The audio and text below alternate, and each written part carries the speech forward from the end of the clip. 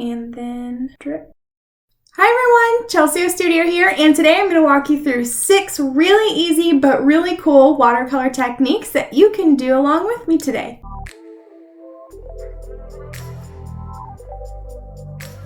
What's up everybody? Welcome back to the studio. So today we are looking at 6 different watercolor techniques that I have not shared on my channel before. These are all really fun things that you can do to just experiment and play around with watercolor. They're great for backgrounds and textures, and they add a lot of depth and dimension to your watercolor artwork. I will put up a supplies list for you guys so that if you would like to paint along with me, you can.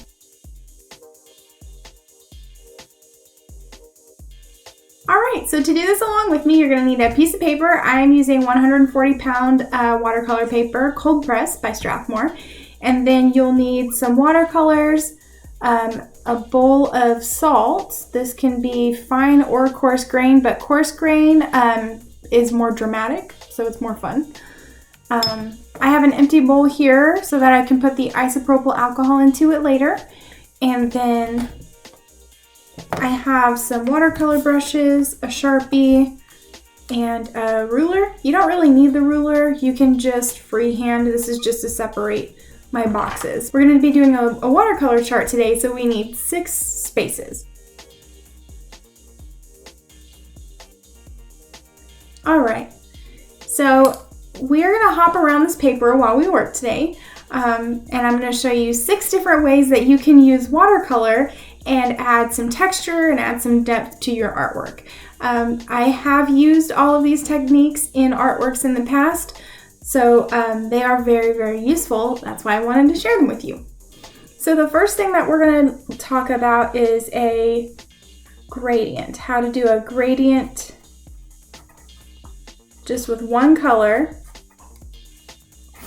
in watercolor. Okay, so a gradient is whenever a color goes from dark to light or light to dark. A lot of times you'll see gradients in sunrises and sunsets. And what we're going to do is we're going to start off with a wet wash. So a wet wash in watercolor is when you put down water first and then you put the paint on top of that water.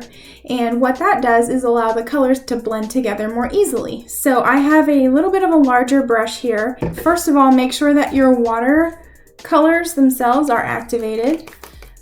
Whichever color you want to use. I'm going to use blue. Mine was already activated, but just in case you wanted to use a different color, make sure it's activated. And then I'm going to get some water on my brush, take a little bit of that off just like this from the edge of my bowl, and then I'm going to just paint water all the way down the square or rectangle. I'm not worrying too much about being super neat because this is just an example, but normally you would just want to put the water where you want the gradient to be. So I did that twice because you want it to have a good layer on top, but you don't want it to be like puddled up. Okay, so now I'm going to just dry my brush a little bit on a towel and get the color that I want. I'm going to fill my brush, and then I'm just going to take it and do a single stroke across the top. And then if I want it to be darker than that, I'm going to get more paint in my brush. It just depends on the look that you're going for. So if you wanted it darker, you'd get more paint on your brush. Just like that. And then what I'm going to do, normally you'd want to have 2 bowls, but right now I'm just using one. And I'm just going to dip my brush in there, drag it off the edge so some of the paint comes off. And then I'm going to do 2 strokes that way. I had a clump there, so be careful. Dip my paintbrush, get some of that paint off, and do 2 more strokes. Dip, paint, 2 more, dip, paint, and then we'll just finish it off like that. Now it looks like, use a little bit too much water, and you can see that in my edges. So what I'm gonna do is I cleaned my brush and I dried it off on this towel, and I'm just gonna take it and soak up this excess water on the edges like a sponge. Just very lightly touch it. That way you don't mess up your gradient. And there you have it, a watercolor gradient. Pretty easy, right? The next thing that we're gonna do is going to be a 2-color gradient. So this time you're gonna need to make sure that you have 2 colors that are activated that you want to use. For this one, I'm gonna use orange and yellow. So I'm gonna go ahead and activate those with my spray bottle. You can just use the water and your paintbrush if you don't have a spray bottle. So this one is 2-color. So first you've got to decide where you want your colors to meet, and just kind of remember that, make a mental note of it. I'm going to just say that they're going to meet in the middle, but they could meet lower or higher depending on the color gradient or the type of gradient that you want. This is just a basic application. Of course, you can do this in more complex ways. We're going to start off the same way. We are going to take our brush with the water and we're just going to paint the water on. I'm only going to do 1 layer this time because last time I had too much water. For the 2-color gradient, you need to start with whichever color you want to be at the top, and you're going to do the exact same thing that we did earlier. And then scrape twice for this one since we don't have as much room. And it's okay if you go past halfway because they're going to blend together.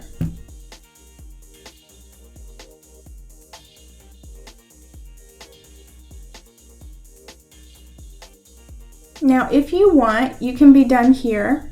Right now we have this to where they're super light, but if your colors are close enough to each other on the color wheel, you can actually make this a darker transition if you would like to.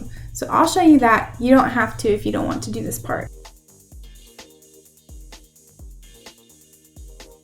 The next thing that I'm going to show you how to do is working with salt.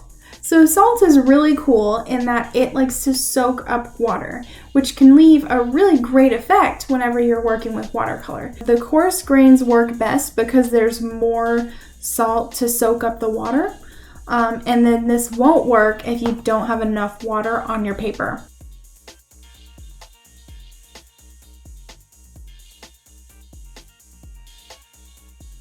Okay, and then quickly, without spilling anything, you're going to take the salt and you're just going to drop it where you want it to soak up the watercolor.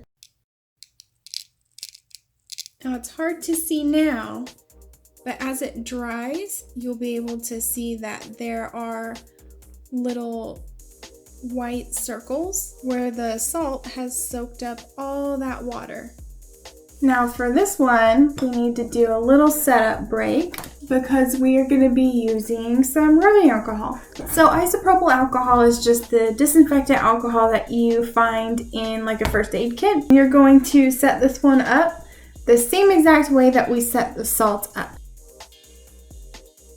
So now you're going to get a different brush. You don't want to use your big wash brush for this one because you're going to want to drip onto this. Take the brush, dip it in your alcohol, and then drip. It's making these little circular bubbles wherever I put the alcohol.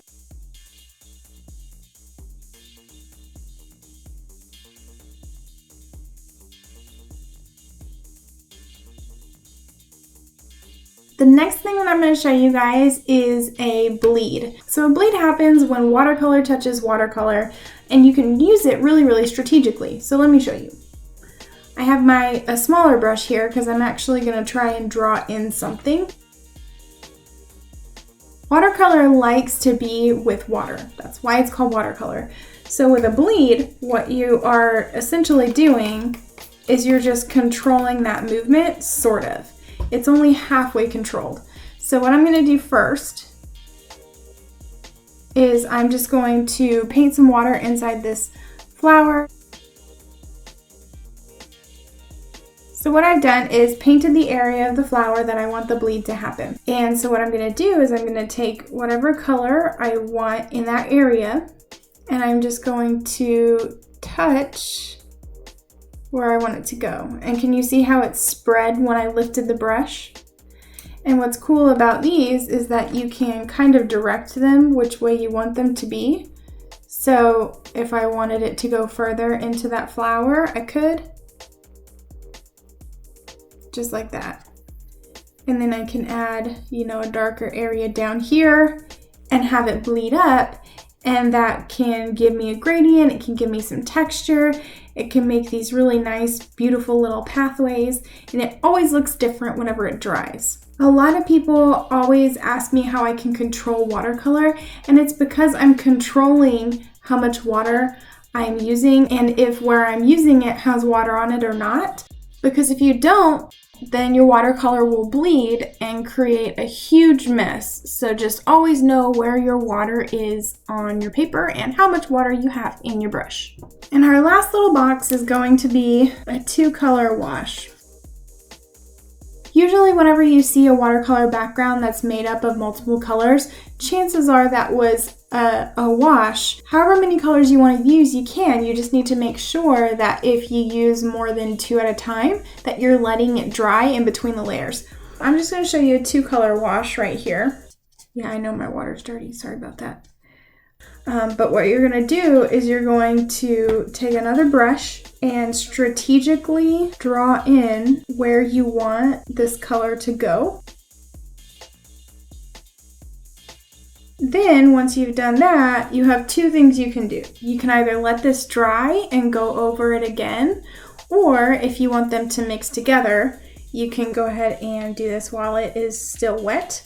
But you're going to try and stay in the areas between where you just put that color down. And then you can slightly overlap in some spots if you want to. If there's a couple areas that you think it would look nice, you can overlap. It's really important that if you're doing this, you have 2 colors that can work well together, so analogous colors work really well. I would avoid complementary colors with this because it will turn brown. And then remember, for this one also, you can also drop and make dots. How this looks is completely up to you. You can even tip it around if you want. So I went to my hairdryer and I dried this whole area so you guys could see what the 2-color wash looks like when it's dry. And then I also removed the salt so you guys could see what the salt looks like. So yeah, today we learned how to do a gradient, a 2-color gradient. We got to mess around with some salt. We got to see what isopropyl alcohol does. We got to check out a bleed. And we did a 2-color wash. I hope you guys like these tips and I hope you use them. If you do, please let me know. If there are any other watercolor tips that I haven't gone over yet or that you are curious about, please tell me in the comments. If you'd like to see more artwork from me, check out my Instagram at Chelsea O Studio.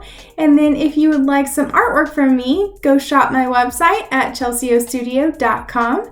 I've added 2 new tiers to my print club, so definitely check those out. I love to spoil my print club members, and I am just so excited to be able to add more people to that family. Other than that, I hope you guys have a fantastic rest of your day, and I will see you next week. Bye!